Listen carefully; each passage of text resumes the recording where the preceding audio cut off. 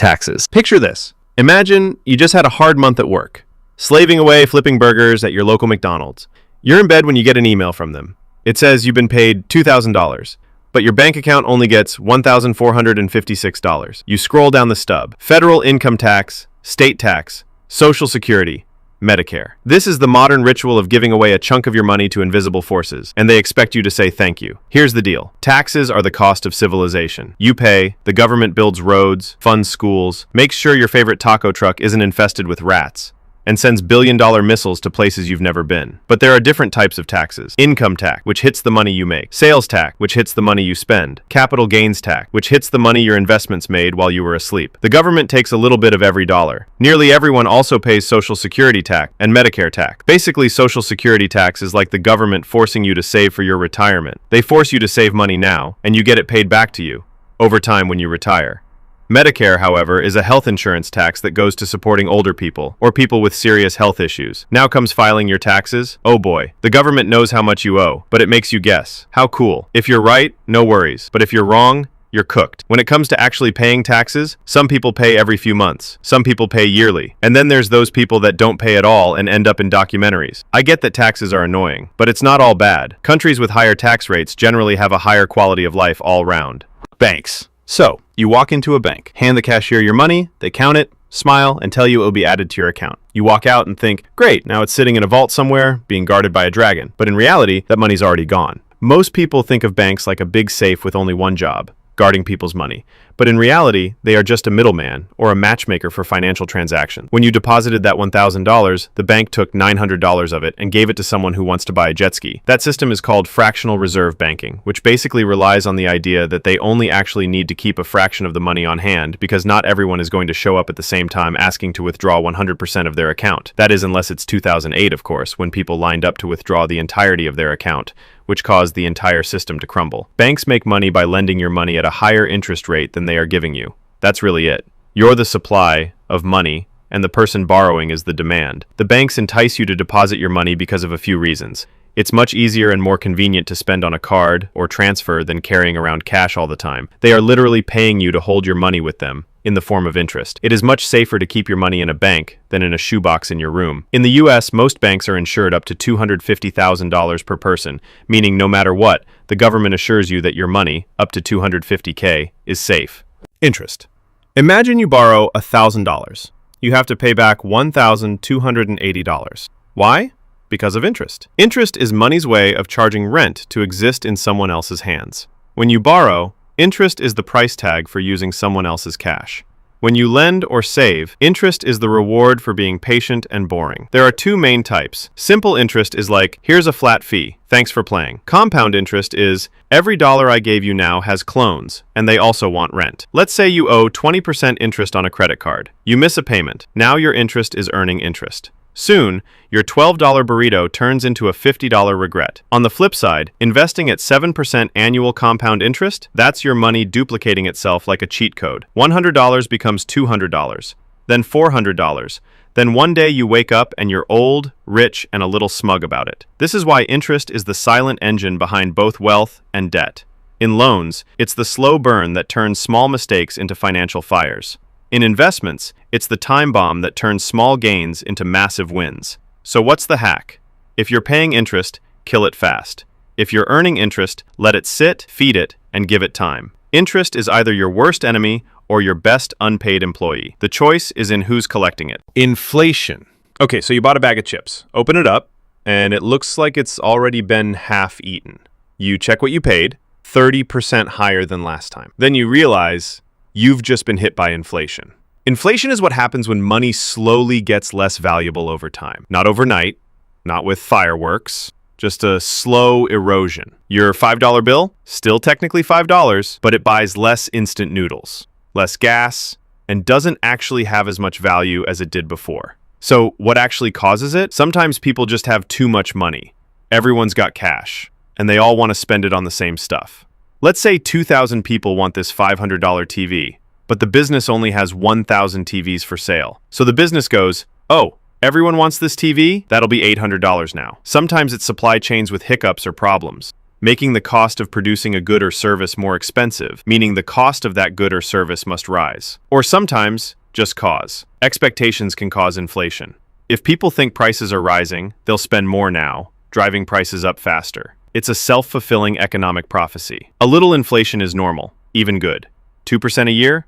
That's fine, predictable. But if it spikes, savings die, wages lag. The government tries to fight inflation when this occurs, by raising interest rates. When the government raises interest rates, people are paying more interest, or it's more expensive to get a loan, meaning they have less money to spend on things like TVs.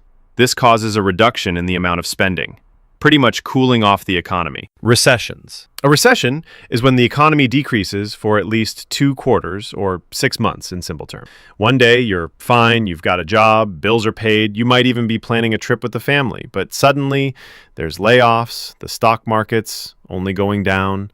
In a recession, jobs vanish, companies cut costs, and everyone saves their money for necessities instead of buying things they don't need. Why does a recession happen? It could be a range of things. Could be high interest rates, making borrowing too expensive. Could be a global crisis, war, pandemic, rogue container ship. Could just be the economic cycle doing what it does best. Boom, peak, bust, reset. Think of the economy as a party. In the boom phase, everyone's dancing, drinks are flowing. But eventually, the lights flicker, reality hits, someone checks their bank account, and suddenly, the DJ's playing sad lo-fi beats about corporate downsizing. Recessions aren't forever, they're resets, painful ones. Governments might lower interest rates, send out stimulus, or just hope people start buying overpriced coffee again. Eventually, spending returns, businesses rebuild, growth resumes, but not without scars. Credit scores. A credit score is a shadowy algorithm that knows your name, your past, and how many times you paid your credit card late in college. A 3-digit number that decides whether you get a house, a car, or a soul-crushing 27% interest rate on your new TV. This number isn't about wealth. It's about trust. Lenders want to know, if I give this person money, will they actually pay me back? The score has a range from 300 to 850. Below 580? You're a walking red flag. Over 750? You're sparkling with adult credibility. Most people? Stuck somewhere between 640 and 790. How is a credit score calculated? Payment history. Do you pay on time? This is the big one. Credit utilization. How much credit are you using versus how much you could? Credit age. How long you've had accounts. Credit mix. Cards, loans, mortgages. Variety helps. New credit. Too many recent applications? All of these things are the ways it is calculated. But to actually increase your score, you have to make the required payments on each of your loans before you enter the late period. If you enter the late period, your score decreases.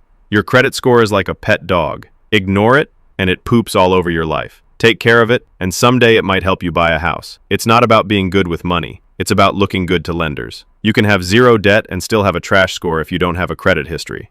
So yes, the game is rigged. But if you learn the rules, you can rig it back. Currency, or money. The weird part about currency and or money is that it's actually not real. Humans have developed money in order to make the world better. Money makes trading easier, makes it easier to build systems and to organize society. In saying that, there is no more legitimacy between a dollar bill and a Bitcoin.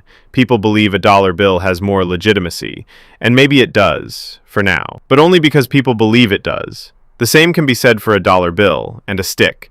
The only reason a dollar bill can buy something, and a stick cannot, is the fact that we as a society have agreed that a dollar bill is worth something, while a stick is not. So how does money actually work? Well, the government prints it, the central banks regulate it, and everyday people trade it in exchange for goods and or services.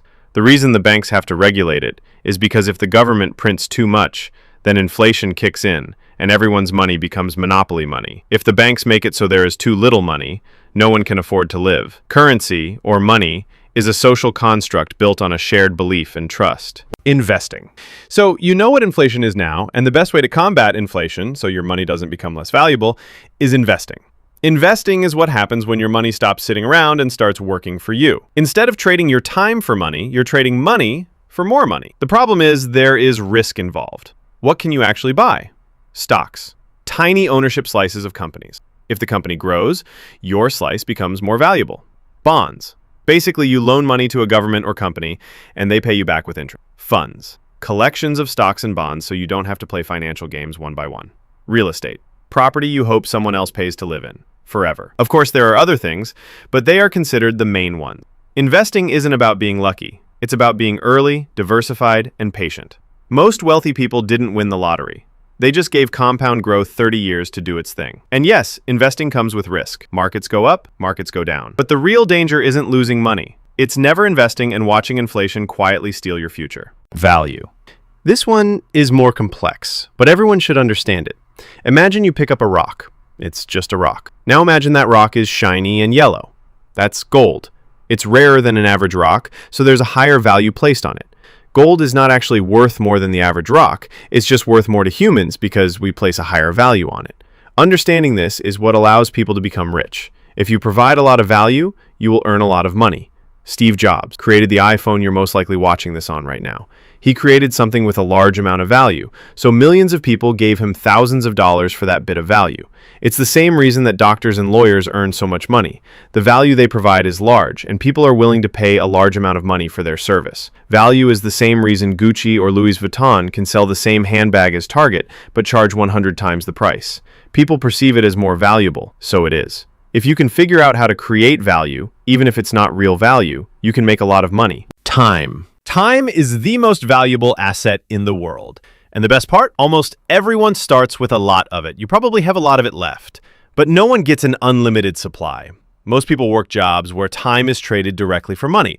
1 hour, 1 paycheck. Simple math. The top earners have figured out how to make their time worth millions. And the difference isn't magic, it's skills, leverage, and how well you've trained your hours to work for you.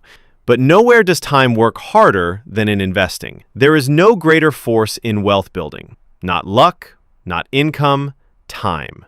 Because wealth isn't built in days, it's built in decades. Money that sits quietly in an investment doesn't just grow, it multiplies. Slowly at first, then faster. That's why ordinary people with modest paychecks can retire with 7 figures.